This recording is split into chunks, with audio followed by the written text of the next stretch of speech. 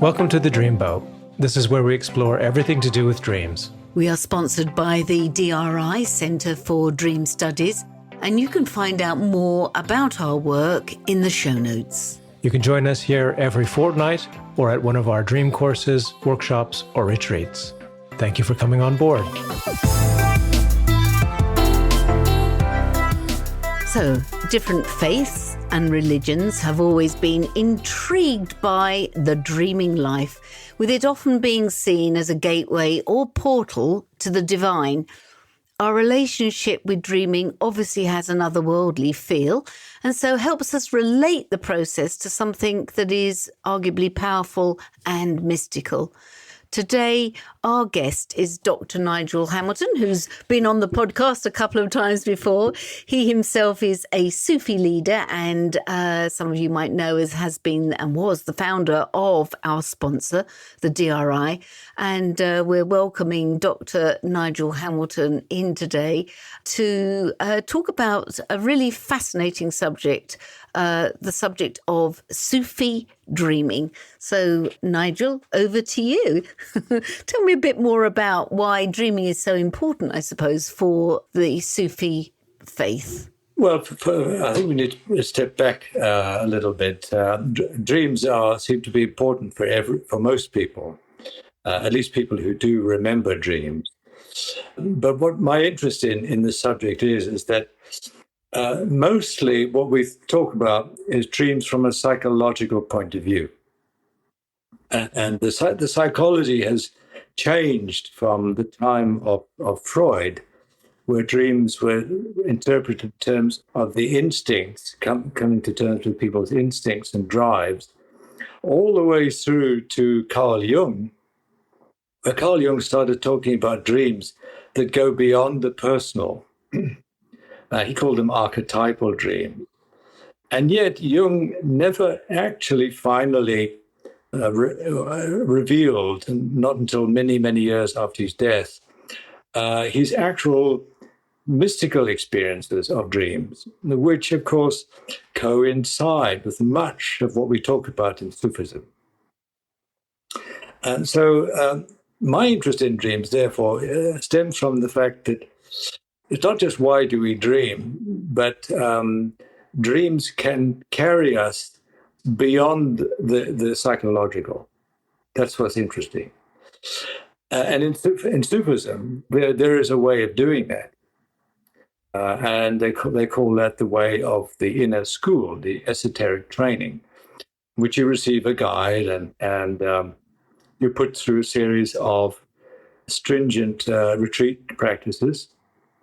And over many years, gradually what happens is the layers of thought in the mind and the feelings associated with those thoughts are stripped away.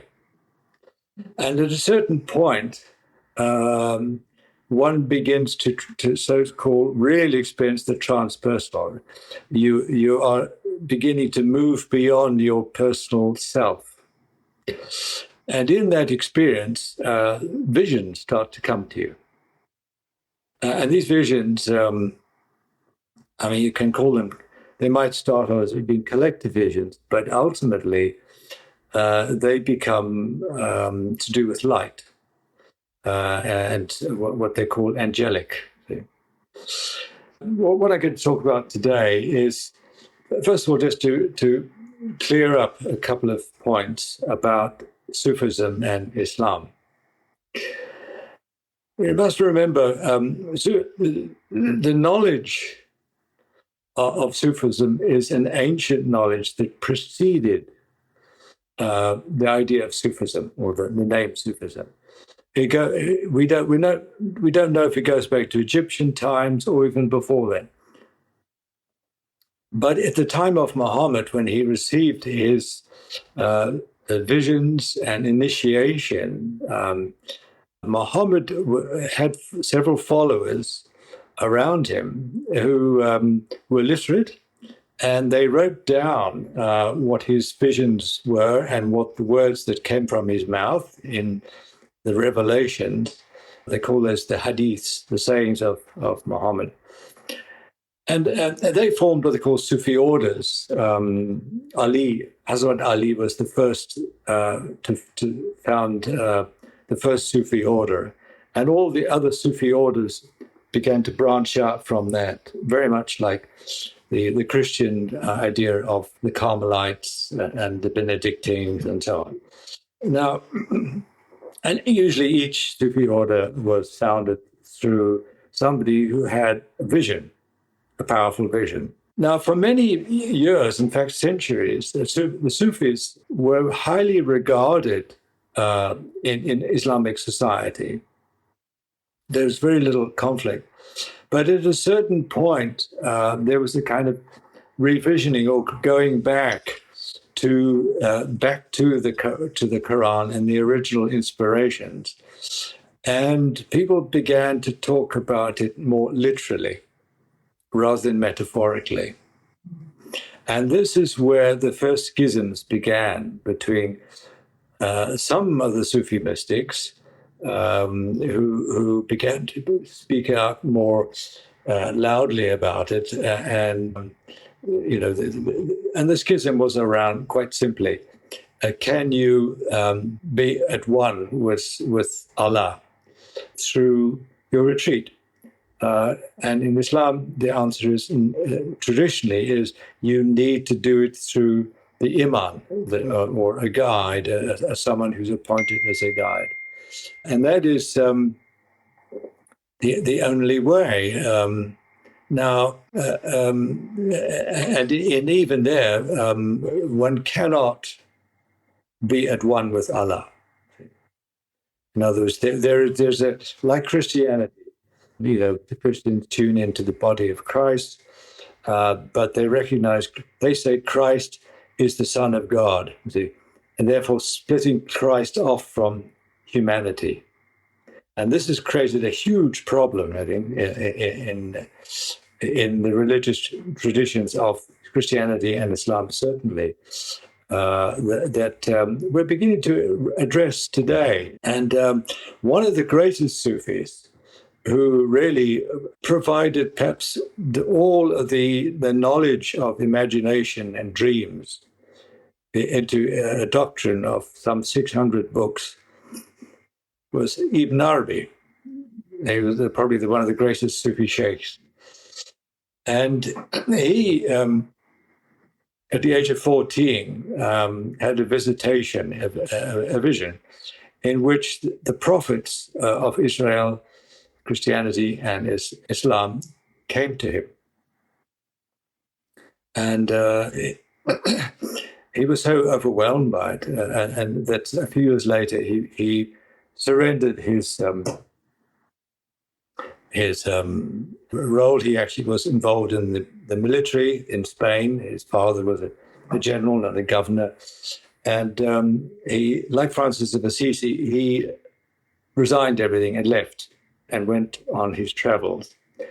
During his travels, he had many visions, many dreams.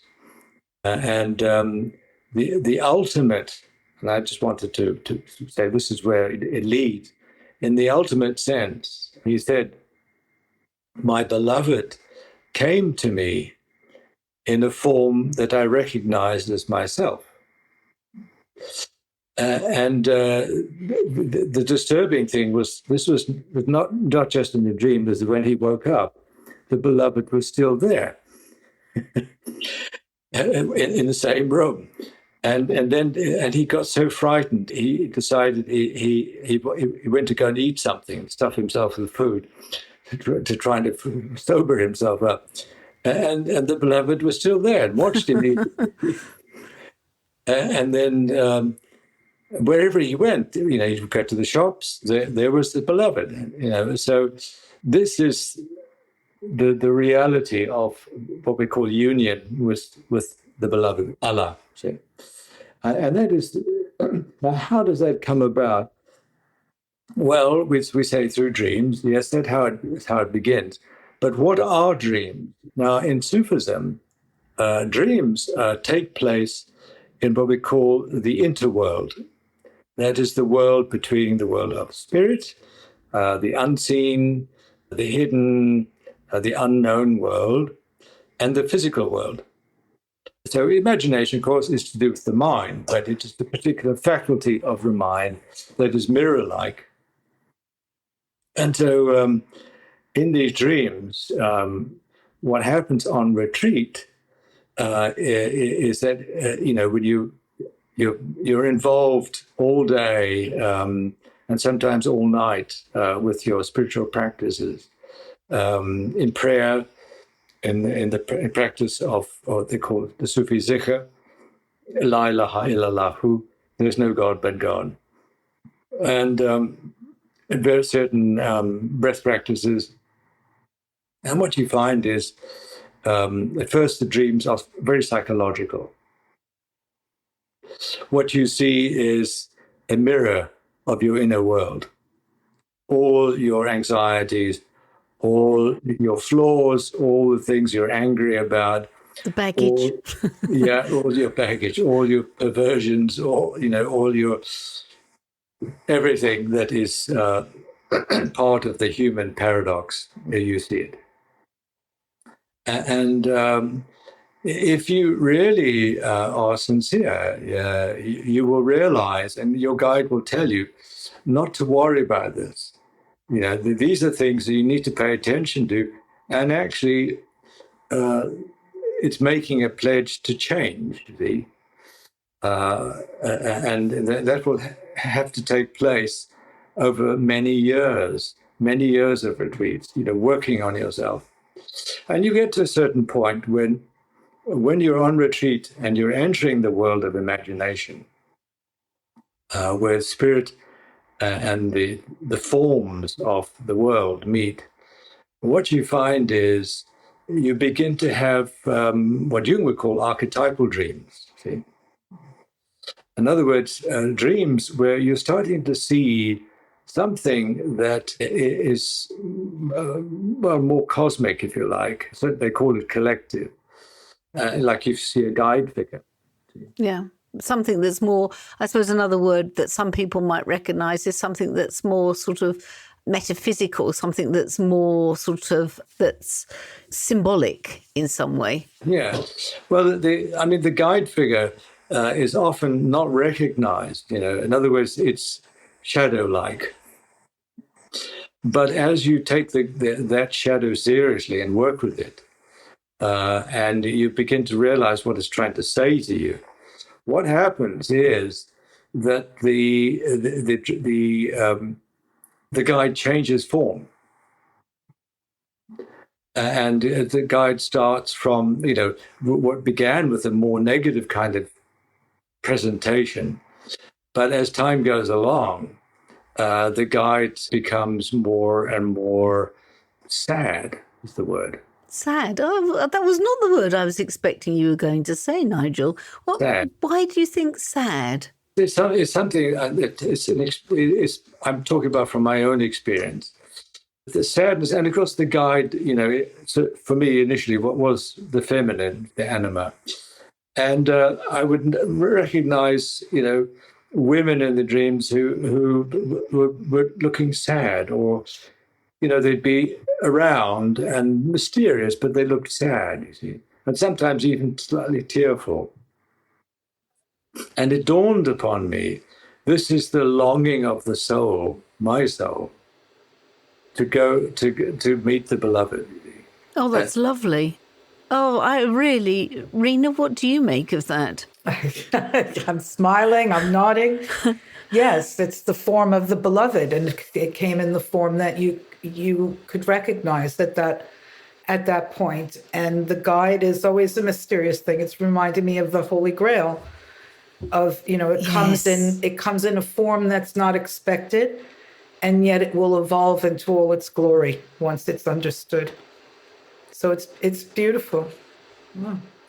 Yeah, and so, but what was interesting was that from that point on, the guide, so to speak, was much more explicit and much more open about my own relationship to what I call the feminine in myself. In other words, you need to be more receptive. You need to look at, not being so ambitious or not being so pushy, not being so aggressive, etc., etc. And looking at times in your life, or in my life, sometimes the dreams would go back, to where I'd been a little harsh or selfish and so on. And so it was an amazing teaching or guiding taking place. And then there comes a time when the guide no longer has to appear in a form. And this is where you transcend the mind. They call it, in Arabic, they call it the barzakh, the interval. And you begin to actually experience what you call the landscapes of your soul. Oh, that sounds lovely. And those landscapes become increasingly mind-blowing in terms of their light and what is revealed to you. Now, what type of landscapes, Nigel, have you encountered? Well, one of the things that really changed my whole view of the spiritual path was that the landscapes are not different from what we see in our planet. In other words, what I realized from it was that what we see in this world, in the landscapes, is a reflection of what exists already in that other world. And this is exactly what Ibn Arabi used to say. See? And except people don't have laptops and motor cars and spaceships. I mean, you don't need those kind of things because... Thank God. Take me there, please. and so, and one's quite inspired by that. And, once opens up to the artistic, you begin to realize where, inspiration for art comes from, inspiration for music, inspiration for poetry, inspiration for sculpture, inspiration for scientists, and philosophy, and so on. And it's, in other words, you're tapping into a repository of the mind. Now, this is what Jung was interested in. See? He talked about in terms of archetypes.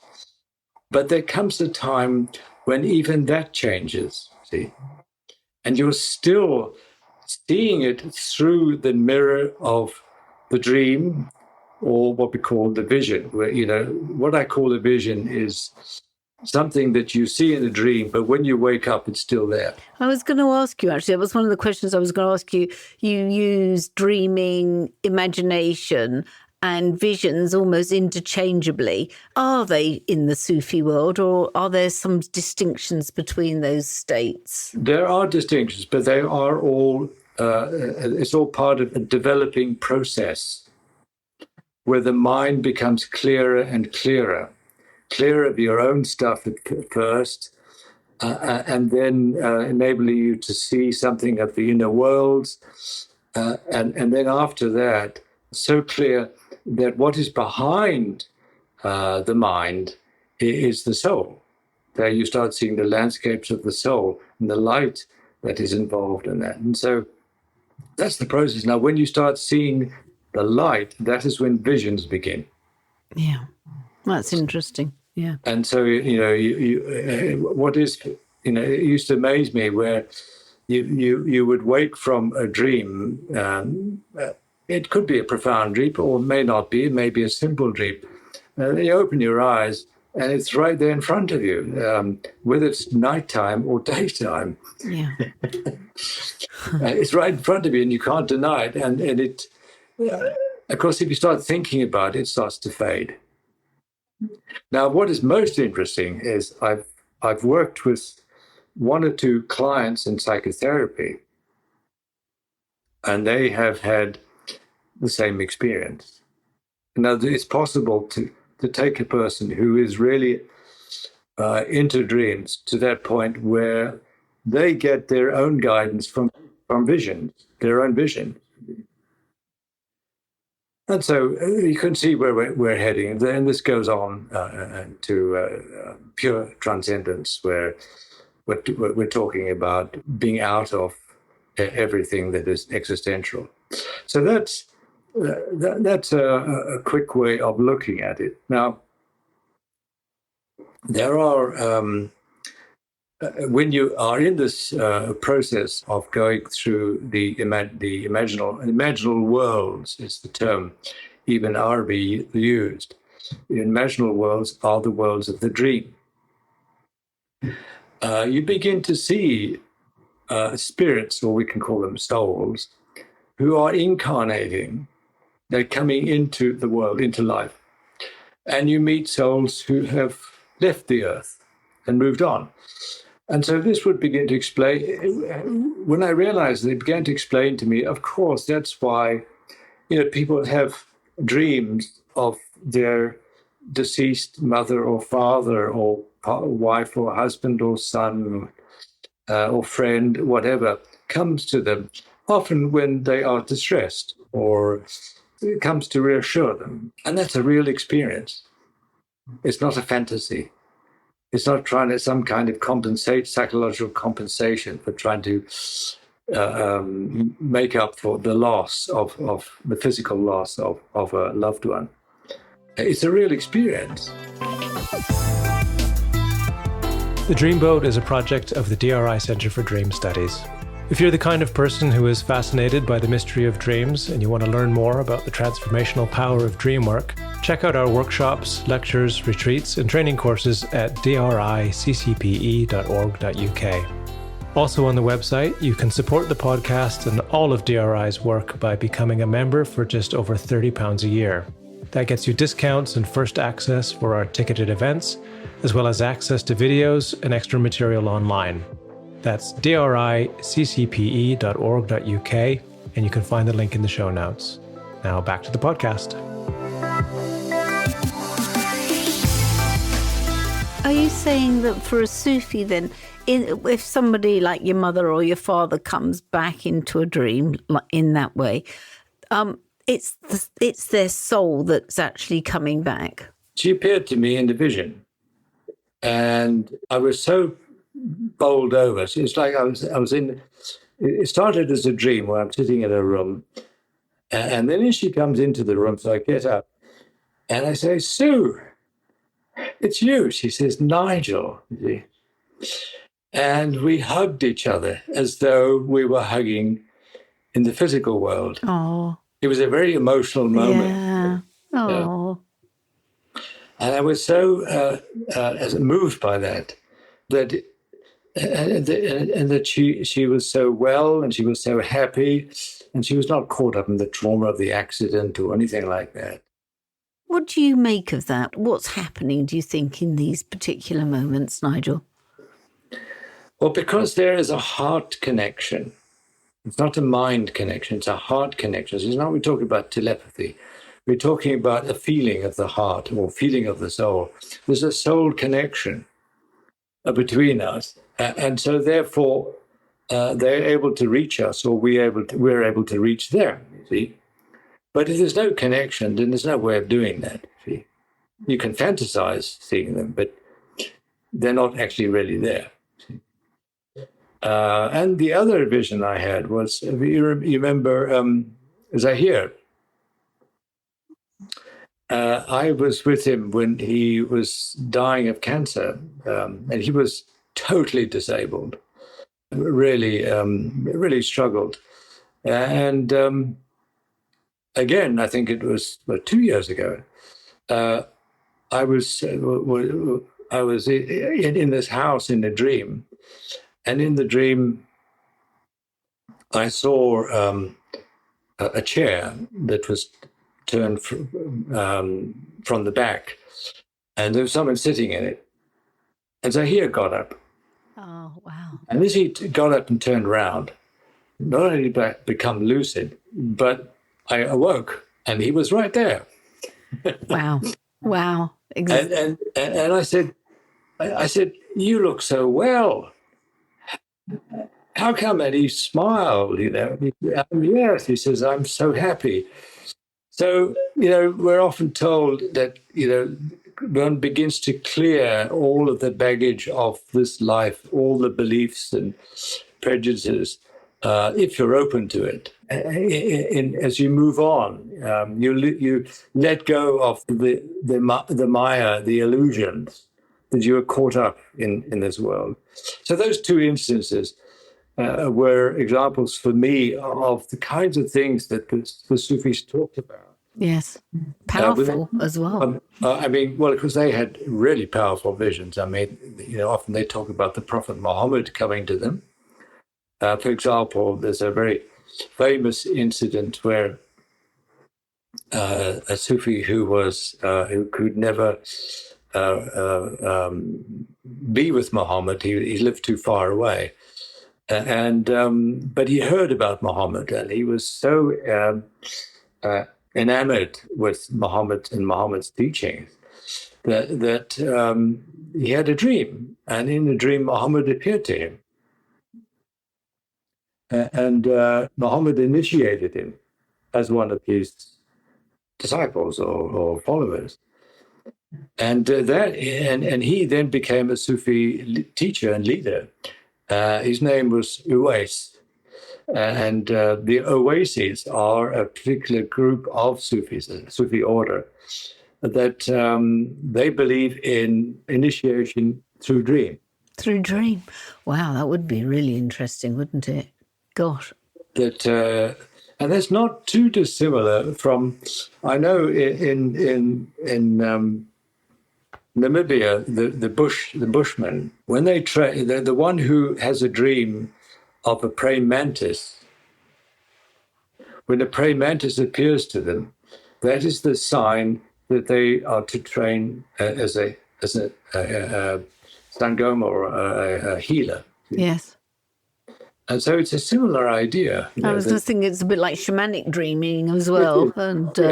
And different sort of, and First Nation dreaming. There's most of the initiation ceremonies for First Nations in Canada, for instance. That's very heavily dream-led.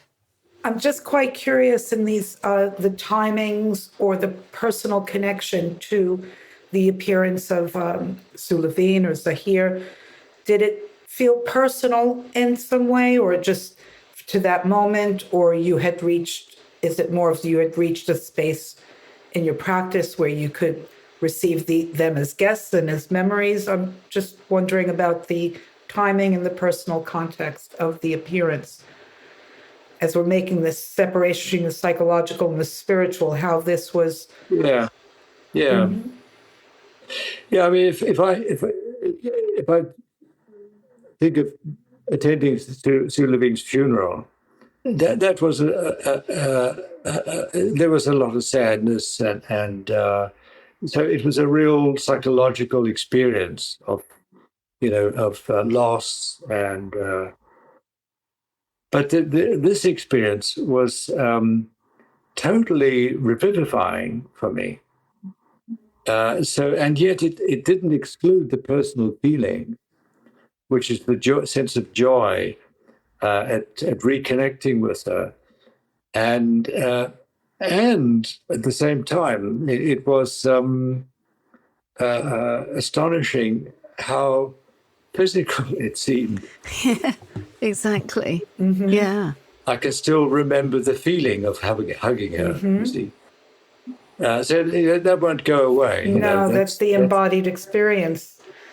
That's with right. The disembodied soul. It's wonderful. Yeah, exactly. Yeah. It's those moments that, people talk about the veil between this realm and the next. It's those moments where actually it feels physical, that you feel that the veil is so thin at these times. Well, the reality is that, of course, you're in a body, but it's a psychic body, or a mental body.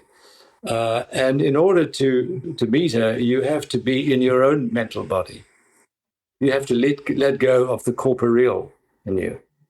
You see, so and that's why you need all the practices of fasting and of night prayers, and that eventually your consciousness lets go of the physical, and you enter into that world. See, because one of the first stages of training of a Sufi mystic is that they have to go and do a retreat in the graveyard. They spend their 40 days, 40 nights in the graveyard, because you get to tune in to the next world. I mean, it's a symbol, but it's also the symbol connects you to that world, and that's the. And everything you seem to be speaking of, Nigel, going back to your introduction, is the capacity of the human to have a direct relationship with spirit. And that this is where the Sufi dreaming and the esoterical schools take us, rather than the more legalistic or relationship that we have to have via a representative of the spirit. So as soon as you're having this direct connection, it becomes lover and beloved. It becomes a whole other, something else becomes available. And the dream world is that conduit to make that connection. Is that what we're... Yes, that's right. Well, the thing is, it's not so much connecting with spirit, it's becoming aware of it. Because it's always there, yes. Because it's never absent. I just, one little caveat I wanted to share with you. I've been looking through some of the old texts I've looked at. And there was a Turkish Sufi who had... is quite well known, Sheikh al-Namaluzi. He was very interested in dreaming, and in fact, lucid dreaming. And he had a friend, al-Safadi, and the two of them were kind of both into lucid dreaming and would discuss it.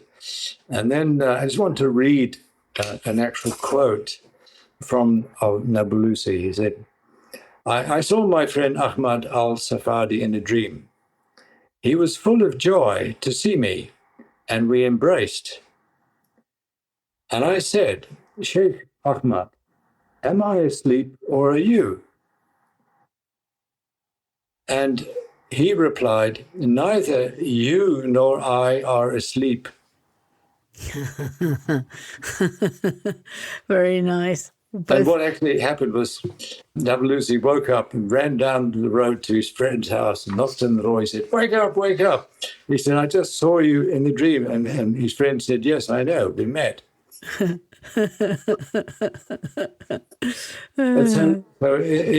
mean, that's why lucid dreaming has become such a big thing, because it's opening up a whole new psychology.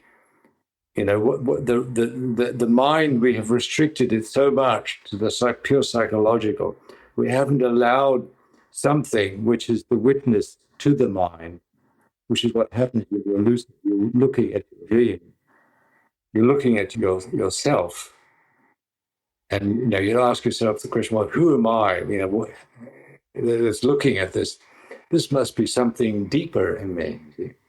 Yeah, it's the notion that there is another sort of plane of existence that we operate on in a similar but different way, for want of a better description, I suppose. It's that sort of, you know, that there's something. I know people talk about astral bodies. I think lucid dreaming is something very different from astral body work. Well, you go into the astral world, it is your astral body, but you don't go astral traveling, I think is the word, where you leave your body and you sort of see that. You actually, some people argue it's the same thing. I know Robert Waggoner, who's one of the world's leading lucid dream. And a previous guest. Yeah. He said, no, it's different. Yeah, I agree with him. Yeah. Yeah. I think very much so. Well, interesting. I mean, my father, when he was a commander in the Second World War in the Japanese jungles when they occupied Malaya, and he was shot so badly that his pals managed to pull him away, and they escaped. And he was taken to a jungle medical tent where they operated on him and gave him a bottle of whiskey and then cut him open to remove the bullets. And during the operation, he left his body. So that's astral traveling. But the interesting thing is, not only did he see himself lying on the table there, but then he saw a light, and he turned towards it, and he found himself moving into the light, and he met an angel. And the angel said to him, "It's, you can't, if you go further than this, you will not go back. But you're not meant to. You must go back. It's not your time." It's not your time." So which is quite an interesting comment on the fact that he obviously was lucid, and he was out of his body, and then the experience changed to something that is to do with light. Yeah, very much so. Not the mind at all. Yeah. And again, a good example of why that's not the same as dreaming and lucid dreaming. It feels like a very different sort of stream of consciousness, for want of a better description. I think these things, I know listeners will know that I often say this, but these are all turns of the dial of consciousness. They're all just slightly different frequency, have a similar feel, but are operating on a slightly different frequency level of some kind. Yeah, that's right. I think, and I think this is the difference between people who are interested in phenomena and people who actually have a kind of a longing to go deeper and deeper, like on a spiritual path, So it's not something that you want to acquire for yourself, but it's something that you're surrendering yourself to a higher power, So higher process. Rina, have you got any? What are you left with currently? Hearing Nigel talk.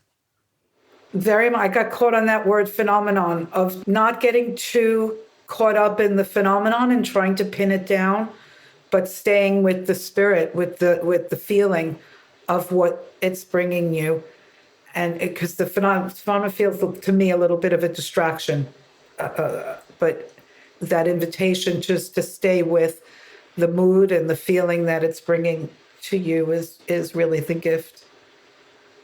Well, Ibn Arabi, he says, continue with your prayers, and if you see things that are amazing, don't stop your prayers.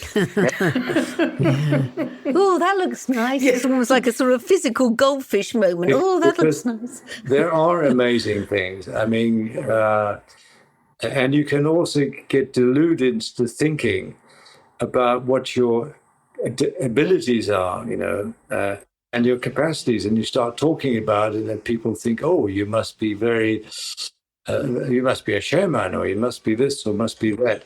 But you've never really fully sorted yourself out. I mean, it took me a long time to sort myself out before I dared beginning to talk about things, because I felt if I did, there's a kind of, it always felt like hypocrisy that you're going to say something which will invite projections. And that's not really, you're not where the projection is, You're actually still a very flawed human being. So keep your mouth shut. Well, I think you're right. I think a lot of this stuff, you hear lucid dreamers, and in the early days, it's entrancing and exciting. And as you say, you feel you've come away with special powers. But in the end, can you go beyond that? I think, as you say, is probably the hallmark of Sufi dreaming, that it's a path to something greater. Yeah, it's recognizing that there is something greater that is, in a sense, witnessing you, if you like. And people who actually become enamored with the powers of lucid dreaming, it simply reinforces their ego.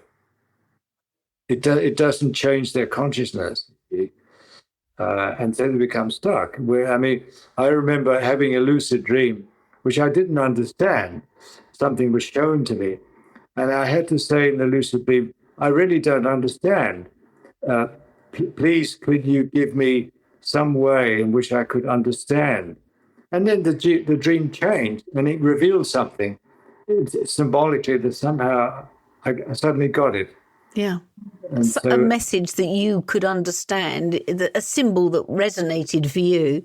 Yeah, but I had to ask the question. Yeah. I had to admit I don't understand. I don't know.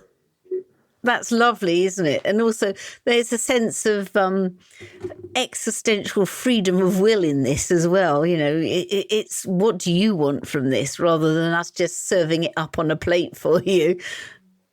Yeah, which I really like. But it brings to mind that this is present in every faith that goes into this realm. And it just feels like, okay, there we go. There's the ego temptation. You're at the point of, the next turn, the next evolution, and you can go off on the egoic route of pinning it down, phenomenon. I'm thinking of the siddhis in yogic terms, where they learn all these metaphysical tricks, if you will, and then make their, offer them as, fair to buy or not. So it's stay with the prayer, I think, is a lovely shortcut to that message of, yes, these amazing things will appear to tempt you down an egoic path. Yeah. Yeah, it's interesting you say that, because I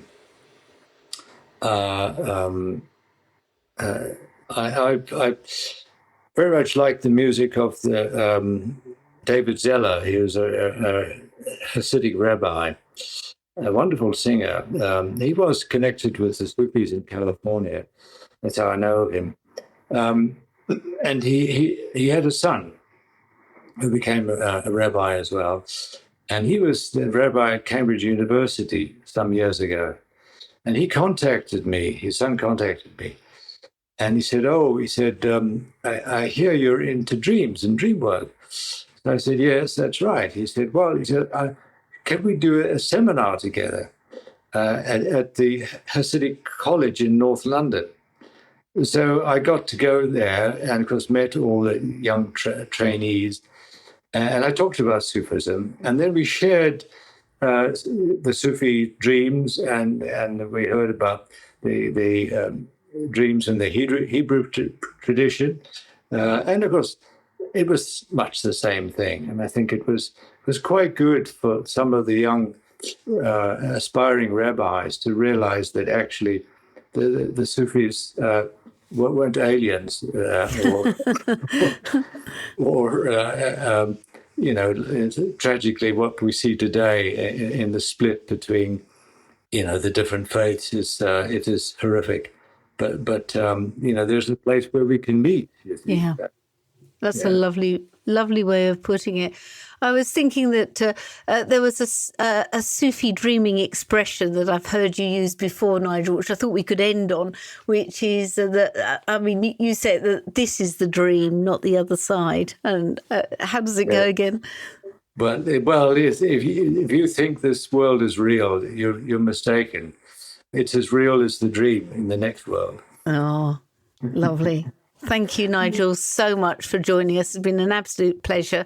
And I'm sure we'll be having you on again. Thank you. Well, thank you so much for your interest and giving. It's wonderful to be able to give a broadcast, something that also is to do with the Sufi tradition as well. So thank you. So thank you for joining us for this week's episode. Don't forget to like us and leave comments on your favourite podcast platform. As I'm sure you know, that's the way we build an audience for the Dreamboat podcast and also to spread news about dreaming. And as we said, there are many ways you can share your dreams at the DRI, the Dream Research Institute. Yes, we have courses, events, and workshops, and we want to hear from you. So check out the show notes for links, or find us on Instagram and on our Facebook page and on our website at driccpe.org.uk. And if you want to explore your dreams further, or you would like to support us, you can join the DRI as a member for just £30 a year. As a member, you will get discounts for all of our events and short courses. You'll get our newsletter with latest dream research news, and we'll also be adding other special member benefits during the year. Of course, members' dreams will always be given preference for reading on the podcast Dream of the Week slot. So go to the link on the show notes and become a DRI member today. Keep dreaming and keep sharing your dreams.